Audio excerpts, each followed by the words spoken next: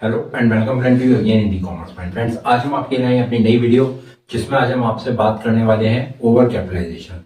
Over capitalisation जो ये हमारा टॉपिक है वो फाइनेंशियल मैनेजमेंट के सब्जेक्ट का एक टॉपिक है जिसमें आज हम समझेंगे। जैसे हमने लास्ट हमारी जो वीडियो थी उसमें हमने कैपिटलाइजेशन के बारे में समझा था और थ्योरीज ऑफ कैपिटलाइजेशन के बारे में समझा था। तो आज की वीडियो में हम समझेंगे कि भाई कैपिटलाइजेशन में जो ओवर कैपिटलाइजेशन होता है वो होता क्या है, क्यों ओवर कैपिटलाइजेशन हो जाती है हमारी फर्म्स, उसके क्या क्या कारण होते हैं, वो आज की वीडियो में हम आपसे डिस्कस करेंगे। यदि आपने अभी तक हमारे चैनल को लाइक नहीं किया, सब्सक्राइब नहीं किया, तो हमारे चैनल को सब्सक्राइब करें, इस पे वीडियो पे लाइक करें और इन वीडियोस को शेयर करते रहे जिससे और लोगों को भी अपडेट नॉलेज मिलती रहे।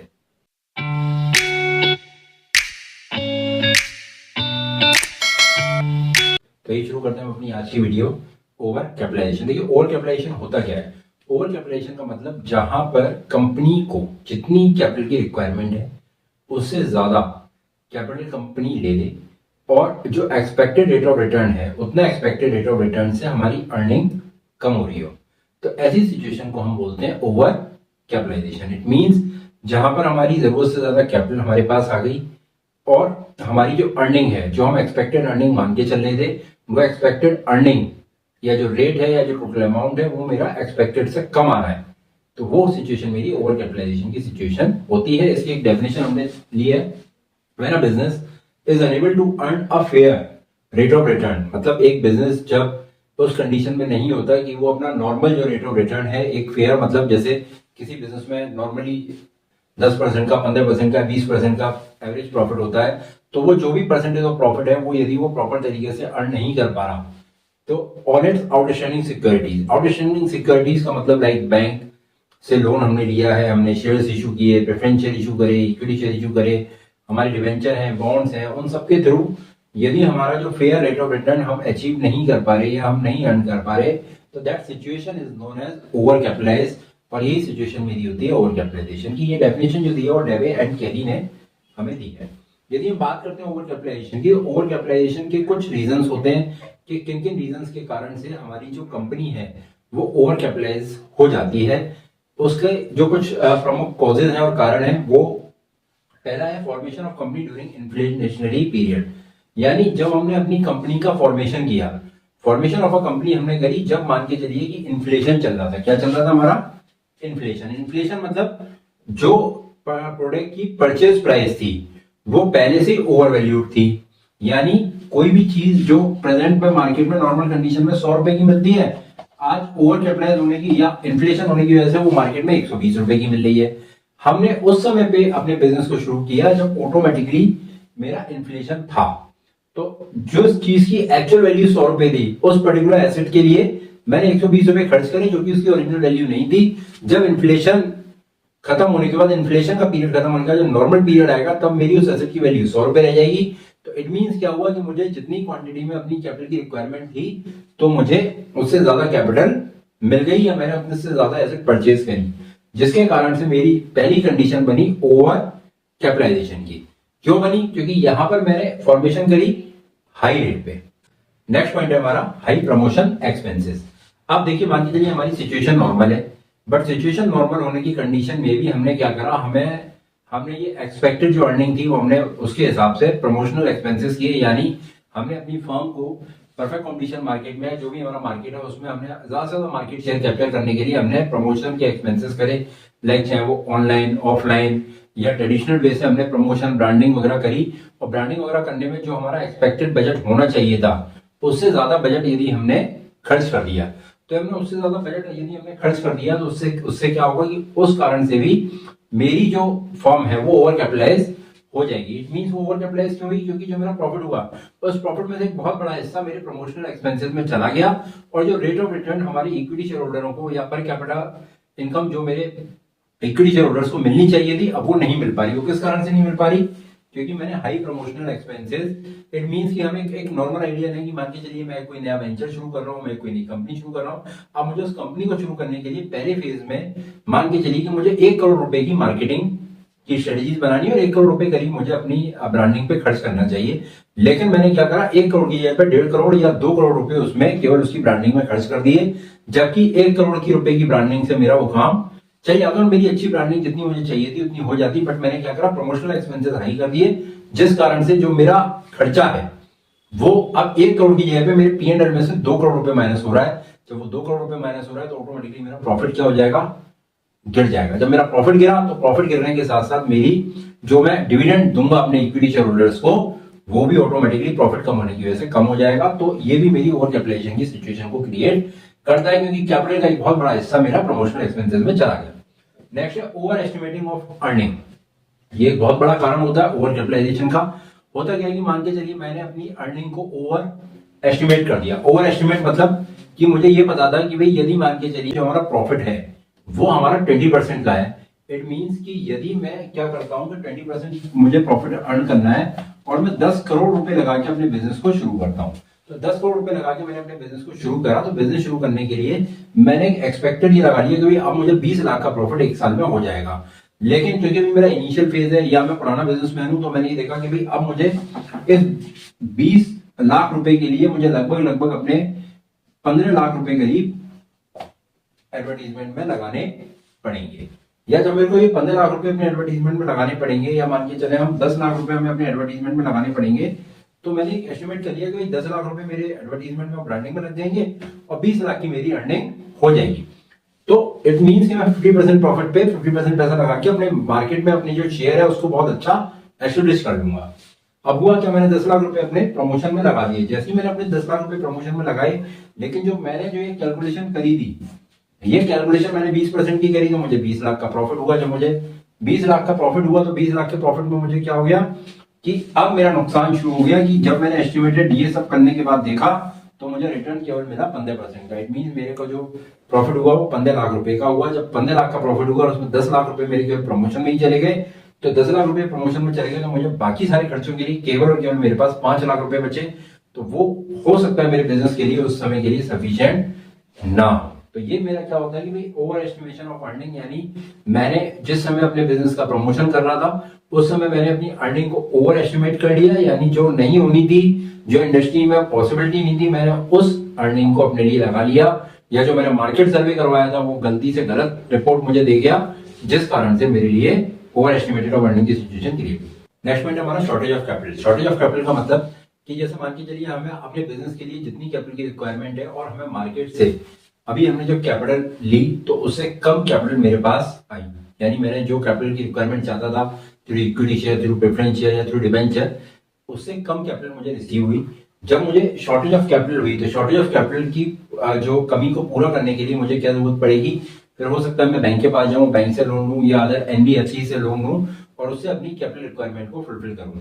अब जब मुझे इक्विटी शेयर से, प्रेफरेंस शेयर से मैंने अपनी जो कैपिटल रिक्वायरमेंट को फुलफिल नहीं हो पाई, जिसमें कि मुझे कोई भी इंटरेस्ट रेट फिक्स रेट से नहीं देना होता और मुझे डिवेंचर से, बैंक लोन से या एनबीएफसी से फाइनेंस लेना पड़ा या जनरल पब्लिक से पब्लिक डिपॉजिट के थ्रू फाइनेंस लेना पड़ा, तो वहां पर फाइनेंस के साथ साथ मेरे पास एक एश्योर्ड लायबिलिटी आई। वो assured liability I rate of interest की, जो कि यदि मेरी अर्निंग चाहे कम है चाहे मेरी अर्निंग ज्यादा है या मेरी अर्निंग बिल्कुल भी नहीं, earning in terms of profit कम है, ज्यादा है या बिल्कुल भी नहीं है, लेकिन मुझे अब उन लोन्स का पेमेंट करना पड़ेगा जिन लोन को मैंने लिया, और उस पर जो भी मेरी इंटरेस्ट बनी, अगर मैं लोन का पेमेंट नहीं कर पा रहा तो कम से कम हर साल प्रॉपर इंटरेस्ट का मैं पेमेंट कर पाऊं।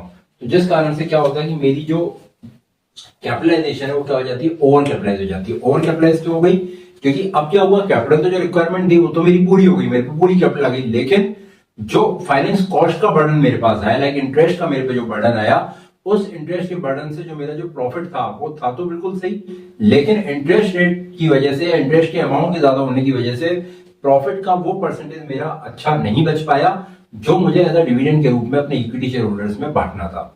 अब जब वो इक्विटी शेयर होल्डर में नहीं बटा तो इक्विटी शेयर होल्डरों को बेसिकली जो उनकी शेयर की वैल्यू थी वो धीरे करके क्या होती है कि डिक्लाइन होती जाएगी। क्यों, क्योंकि अभी हम लोगों ने अकाउंटिंग रेशियोज वगैरह पढ़े थे आपसे पुरानी क्लासों में, तो वहां पे हमारी जो सॉल्वेंसी की जो पोजीशन है वो भी हमारी क्या होती है, कहीं ना कहीं उसमें दिक्कतें आती हैं, क्योंकि मेरी एसेट्स मेरे पास, सॉरी कैपिटल मेरे पास कम होती है और लायबिलिटीज मेरे पास, liability like in terms of external liabilities मेरे पास ज्यादा हो जाती हैं। तो ये भी मेरा शॉर्टेज ऑफ कैपिटल भी मेरा ओवर कैपिटलाइजेशन की सिचुएशन को क्रिएट कर सकता है या उसकी ये भी एक मेरा कारण होता है। नेक्स्ट है एक्सेस कैपिटल फ्लोटेशन। अब एक्सेस कैपिटल फ्लोटेशन, जैसे अभी तो हमने कहा कि भाई शॉर्टेज है कैपिटल की, तो भी ओवर कैपिटलाइजेशन हो रहा है। अब मेरे पे कैपिटल ज्यादा है तो भी ओवर कैपिटलाइजेशन। तो जब मेरे पे कैपिटल ज्यादा है तो ओवर कैपिटलाइजेशन क्यों हो रहा है? देखिए, जब मेरे पास कैपिटल ज्यादा है तो ज्यादा कैपिटल की सिचुएशन में मान के चलिए कि मुझे पूरे बिजनेस को चलाने के लिए 20 करोड़ रुपए चाहिए और मेरे पास अभी अवेलेबल फंड है 25 करोड़ रुपए। ये जो फंड है मेरे पास, वो मैंने इक्विटी शेयर से लिया है। आप एक एग्जांपल लेते हैं, और ये फंड मेरे को 20 करोड़ चाहिए थे, मैंने इक्विटी शेयर से ले लिए, लेकिन मेरे पास जो फंड आया वो 25 करोड़ का आ गया, वही मैंने इक्विटी शेयर से ले लिया। अब हुआ क्या, जब मेरे पे फंड 20 करोड़ में मेरा स्मूथ बिजनेस चल रहा है, 5 करोड़ रुपए मेरे पास एक्स्ट्रा पड़े हुए हैं, लेकिन उस शेयर होल्डर को, जिस शेयर होल्डर ने आपकी कंपनी के शेयर परचेज किए, उस शेयर होल्डर को इस बात से कोई मतलब नहीं होगा कि भाई आपको 20 करोड़ रुपए लगाने थे, आपको 20 करोड़ रुपए चाहिए थे, हम शेयर होल्डर मिलकर आपको ज्यादा पैसा दे दिया तो आप हमें प्रॉपर रेट से डिविडेंड नहीं दोगे।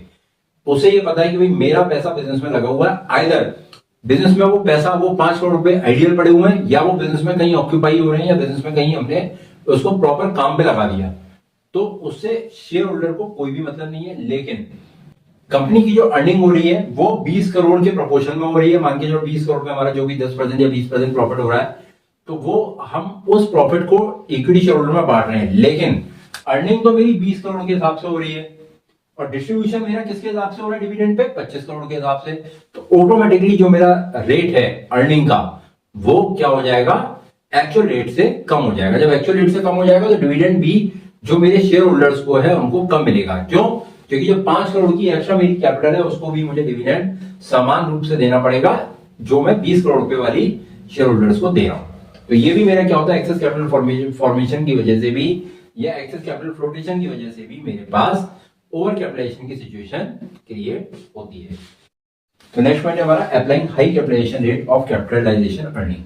मतलब हमने क्या करा कि हम हाई कैपिटलाइजेशन रेट मान लेते हैं और कैपिटलाइजेशन अर्निंग जो मेरी एक्सपेक्टेशन है वो हमारी कुछ उसमें दिक्कत हो जाती है। तो फॉर एग्जांपल हमने ये माना कि हमें 10,000 रुपए का प्रॉफिट हमें चाहिए और हमने एक्सपेक्टेड अर्निंग हमारी जो नॉर्मल कंडीशन थी वो एट द रेट 10% की थी।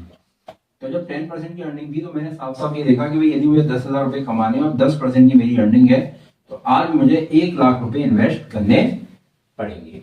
लेकिन अब क्या हुआ, यदि मान के चलो मेरा प्रॉफिट मैंने माना 10,000 का ही है, लेकिन जो एक्सपेक्टेड रेट ऑफ अर्निंग है वो मेरी 12.5% की हो गई।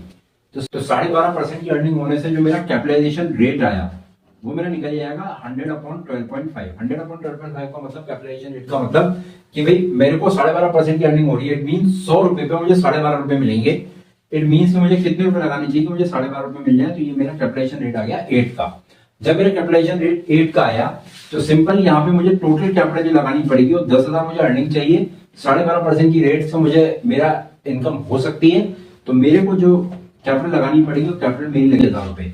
इट मीन्स कि अगर मेरा 12.5% की उससे रेट से अर्निंग होती है तो मुझे 80,000 रुपए का इन्वेस्टमेंट करना पड़ेगा। यदि 10% की रेट से अर्निंग हो रही है तो 1 लाख रुपए का। इट मीन्स यदि मान के चलो मैंने 12.5% से मेरा रिटर्न आया और मैंने एक्सपेक्ट करके चला था 10% से, तो क्या हुआ, 10% के हिसाब से मैंने क्या कर दिया था, 1 लाख रुपए लगा दिए थे। जबकि बिजनेस में मेरी अर्निंग किस हिसाब से हुई, 12.5% से, तो मेरी कैपिटल लगनी कितनी चाहिए थी, 80,000 रुपए।